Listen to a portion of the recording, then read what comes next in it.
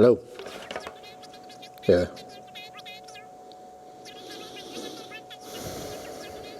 Yeah. Oh, it's for Taylor. Yeah, yeah, no problem. No problem at all. Yeah. Yeah. I'm on the way. We're down south today with Mr. Auto Alex, and we are fixing a Touareg? Touareg. V10. V10. The engine fell out. Car. This is the issue. So we've got a lot of rot in here, and at the moment I don't have a plan because I never have a plan. But the kind of idea is we're just going to keep chopping until there's no rust left, and then weld everything else in. Okay. Are you going to have a go? Yeah, I'll have a go later. Yeah. I'll get the welder going. Okay. I mean, how hard can it be? Yeah, but this is our V10 diesel Touareg that we've got for an overlanding series at the moment. We had the ice blasters in this week actually to clean the engine up because there were 2 massive oil leaks and oil was just on there for like 10 years or so. So the engine is looking really nice now, and then we wanted them to do the engine bay as well, at which point they uncovered all of that, and then on the other side as well. So yeah, as soon as they left, we had a look and we knew we were in trouble. And then there was one man that we had to phone. He didn't pick up, so then I phoned Bob. But the kicker is I can't move the engine, so I have to do all of this bent over an engine. Yeah. So it's a bit sorry. No, it's fine. I got here this morning when you said that to me. I was like, ugh. Yeah. And then I realised how spoilt I am now because I grew up in a farm in Ireland just like fixing stuff in the rain. Yeah. And I wasn't spoilt. Now I'm spoilt because people have car lifts. And so we're bringing you back down to... Yeah, humble me a bit. I'm going to go and have my 3-course lunch, bit of caviar and whatnot, because that's what YouTubers do. 3 salads. Yeah, I think my helicopter's about to arrive, so I'll leave you to it, okay? There's a lot going on here. Usually I don't do work on steel cars because I just don't like all the mess. I like aluminium, it's nice and clean. The fact I can see your hand when you, through the chassis, that's not ideal. Yeah, it's fine, but it's for Alex, and I've wanted to work with Alex for a while now, so it's pretty cool. There's a lot of stuff going on, so I have to clear all these cables out of the way, get the paint stripped off the back. Paint doesn't work well when you're trying to weld, and then I'm thinking I'm just going to cut about 2 inches up from the rot so we get back to the good steel. Straight line across. And then do the same with the chassis, straight line across. The only thing I am concerned about, there's a big engine mount up under here somewhere. There's a big hole there. I don't have anything to replicate that with me. But I'll figure it out. That's what I do, figure things out. First thing I'm going to do is find a relatively straight edge. What is this? This is foam. I just found it in a toolbox over there. So I'm going to put that up there, start drawing straight lines on things just so I can cut. So if I have a straight line, then I can put the piece of straight metal up to it and just weld. But if I've got a wiggly line, then I need to start trimming it in, and it takes ages with a grinder. So if you keep everything straight and square, you know, it speeds the job up.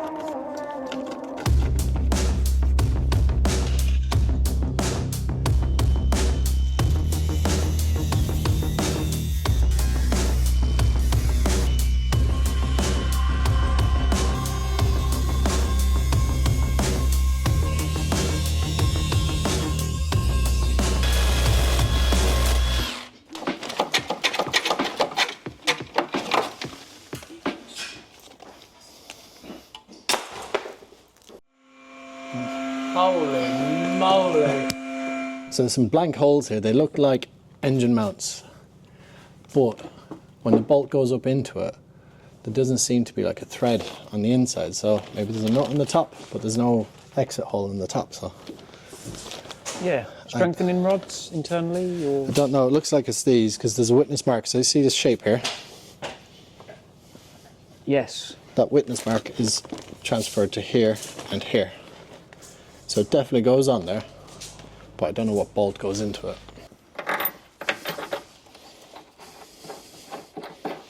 Oh.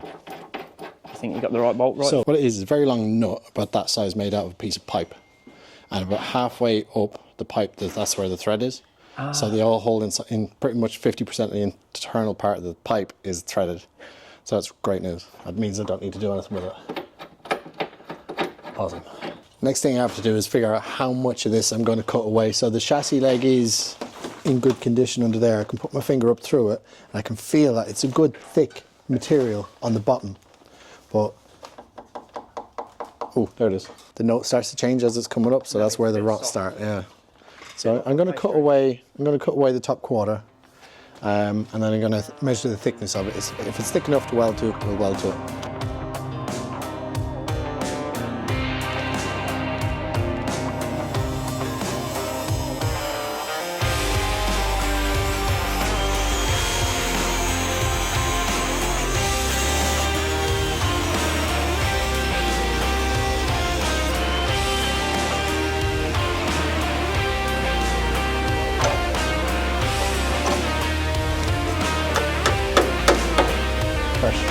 Is that good metal? Good metal. Ah, look. And you can actually See see the, the pieces inside. Yeah, that's the nut off the engine mount. So that's the where the bolt goes in. Oh, And that's then the going to be the threaded part threaded is up part. the middle, and then just the tip here that I was concerned about is just welded on up here. Oh, nice. Easy. It's never a concern though, is it, Bob? Nothing concerns you. Never buy anything.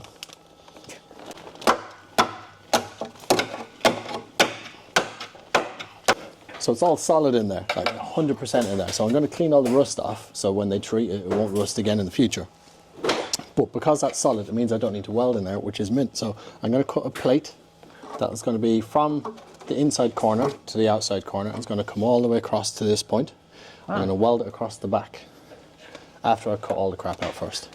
Then I'm going to cut another little piece that goes across here, and that'll extend on over to this point, and I'll weld around there.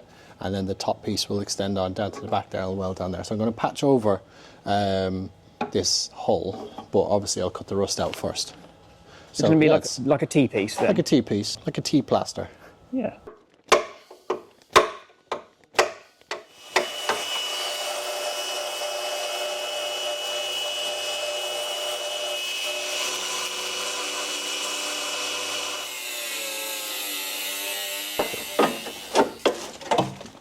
Oh my goodness.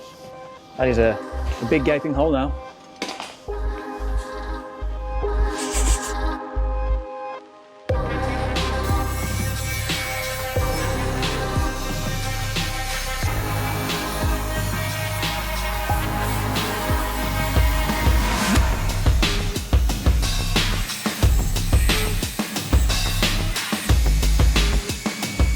Big old hole, that. Oh, hey. That's nice. Right, so a bit of newspaper and filler, and then jobs are good. I was thinking wallpaper over it. Ah, Over the wallpaper, because wallpaper's lighter than you're carbon. doing it properly then, yeah. Okay. This looks quite bad.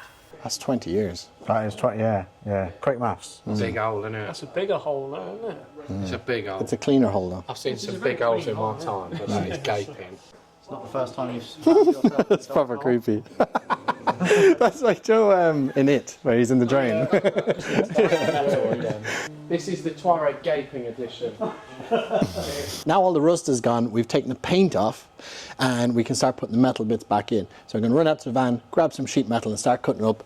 We're going to fit a piece on top here, I think, first, and then we'll do the outside strip down here, and then we'll plate over the top as well. We're going to bring the top plate all the way back to the bulkhead as well, weld it to the bulkhead, and get it stronger than it was before. Pre-rusted. It's going to go rusty anyway, might as well start early. This is some stuff I've had lying around. So I got the phone call without much warning to come down and do this job, so I just grabbed what I had. This was sat outside. It'll clean up, it's only surface rust. Be fine. But it is definitely rusty.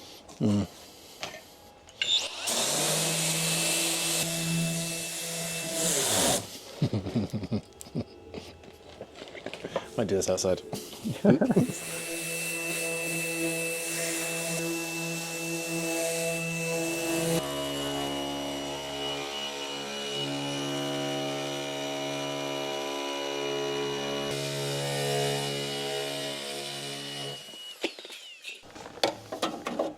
How's that fit? Closer than I was expecting. I was expecting it to have like loads of clearance around it, like loads of extra meat, so I can trim it perfectly. But First time every time. yeah.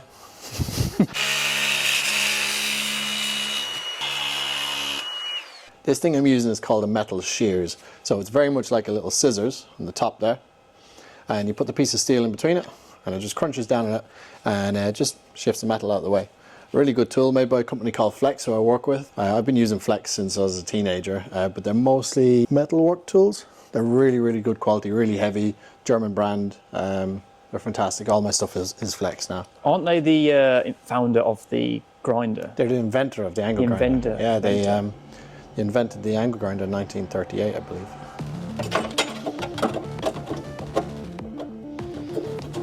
Let's come around this way and have a proper look. That looks good. Getting there.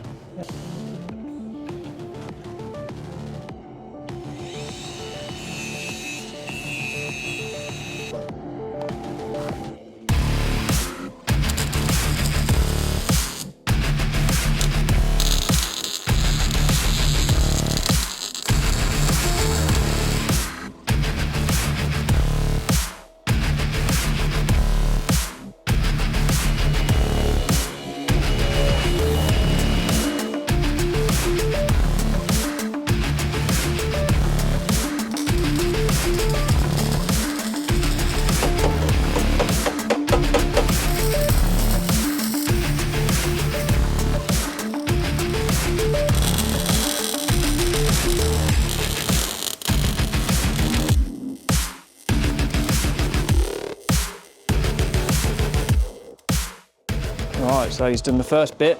It's looking good. Happy? Pretty happy. And now you got to do the other end of the T, should we say? The that bit, yeah.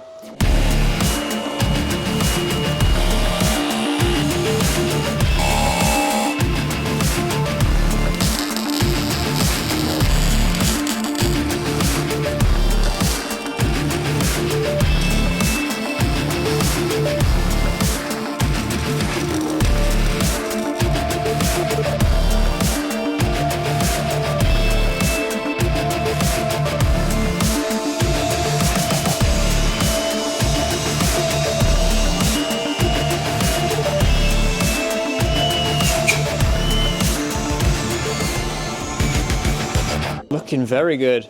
It's strong. This one is strong. Nice. So that's one side done. This one's done. Another one to go. So we did the one side. We started doing the other, thinking it was going to be a little bit easier. But take a look.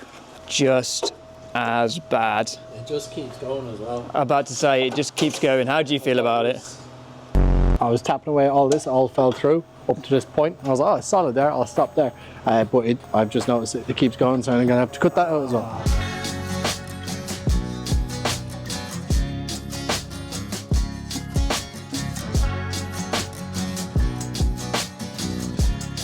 So we've finished the repairs. All the welding is finished, tidied and clean. What do you think? It looks absolutely amazing. I mean, it couldn't have got any more worse, realistically, than what it was. It was quite bad. It's annoying. But it yeah. wasn't very bad, it was annoying. It was annoying, yeah. But yeah, you've done an amazing job of that, Bob. I'm really, really happy. It looks fabulous.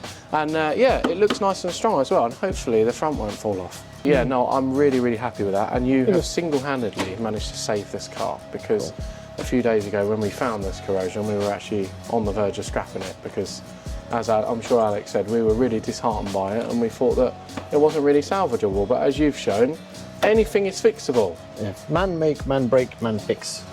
So yeah, I'm really, really happy. And yeah, tomorrow I've got to get this back in and get it running. Thanks, Bob. Oh, thanks. You're a diamond. Your neck has to touch my neck. Thank you very much. Your necks have to touch. Oh, I didn't know that was a thing. Should we do it again? Yeah. Oh. It feels different. That's nice, Yeah. See you in the next episode.